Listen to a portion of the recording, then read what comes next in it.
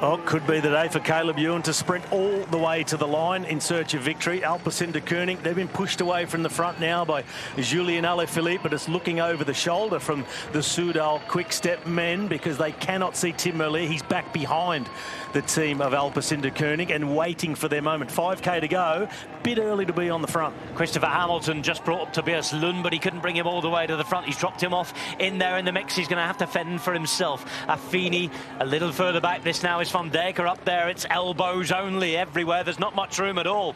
Pithy elbowing Caleb Ewan there, and I think it might have been Pithy that Jonathan Milan was pointing the finger at a while ago. He gets in there, he's rough and ready, Pithy, and he's not a pure sprinter, but he'll throw himself at it. He's thrown himself onto the wheel of Geraint Thomas right now, who's at the front and being kept at the front right now. This is 4.4 kilometers to go, trying to move up as they can. Lidl Trek, they're a long, long way behind down there. This is a big move now for Milan.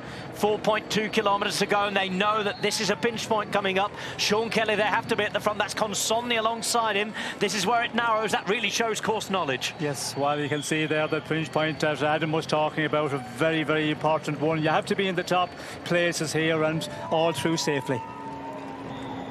4Ks to go. Riders on the outskirts of Padova in northeast Italy. The Veneto, one of the cycling homes of a cycling mad nation.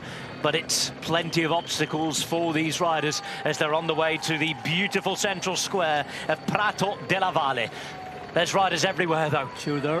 Tudor Pro Cycling in those black jerseys, red helmets moving up. Every kilometre or two we have a roundabout or a pinch point, and you can tell when they're getting the call, when they're moving. It's Trentin now who brings them to the front. All starting a mass towards the front, 3.5K to go, and I just saw the first ride of Alpecin-Deceuninck. He got up to Max Walscheid, so I'll just push in here.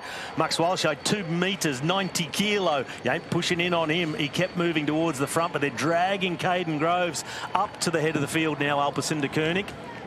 Ineos going to disappear from the front. It was Ghana doing a great job with Swift to keep Thomas there. Coming to 3Ks to go. Malheros on the right-hand side as we look at it now. This is Alaphilippe on the left-hand side. Going up to that magic number now, 3 kilometres to go. Banner will be approaching. That is it. So anybody through here now with any incident or accident gets the same time in the general classification. The likes of Pogacar and company can be out of the way if they want to be out of the way. For now, you can see Milan moving up onto the wheel of Pithy and a couple of riders from Groupama FDJ. Alaphilippe's at the front, but the rest of his team, Van Leeuwenberg on the left-hand side, Robbie, and Merlier further back. Yep, Van Leeuwenberg on the wheel of the riders from Intermarché. They swing across and shut everybody down to the barriers. So as the road slings, if you're on the wrong side, you're on the brakes, you're losing positions and vital energy that you want to save for the sprint. Lidl Trek in the middle. Jasper Stuyven starting to push his way in. Consonni on his wheel, so they're set up now for Jonathan Milan. They are all in order and ready for takeoff. And Caleb Ewan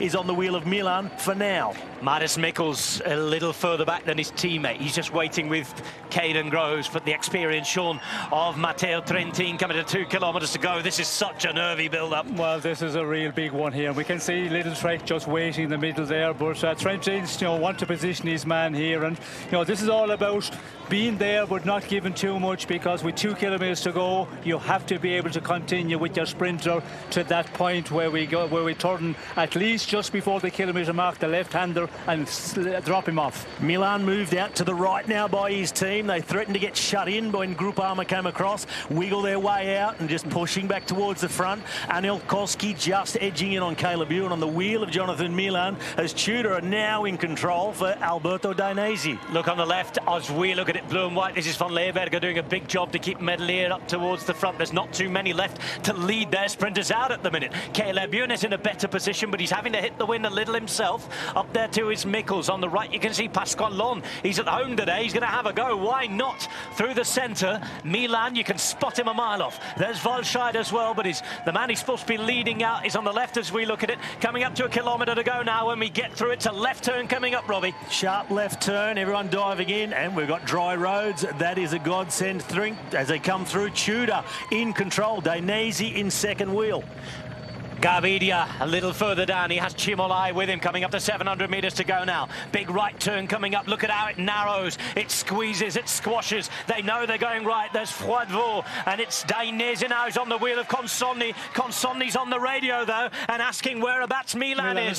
The answer is he's off. Yes, he's 5-6 wheels back. He's shaking his head. He's not happy. Here's the final right turn. There is Turns who takes it. Consonni's on the wheel, and Milan's going to have to do it himself if he moves up now. They still lead him out. They look around for him. He's not there. They wait, they watch. The speed is knocked off. There's an opportunity to come from behind. There is Milan in the purple. Keep your eyes now on Groves. Dainese is there as well. An opportunity for Ostetal. But look at Alberto Dainese. He's in a perfect position on the right-hand side in the black. Here's Merlier on the left-hand side. They all go to the line. Milan through the centre, though. Milan through the centre. On the left, though, it's Merlier who takes the win.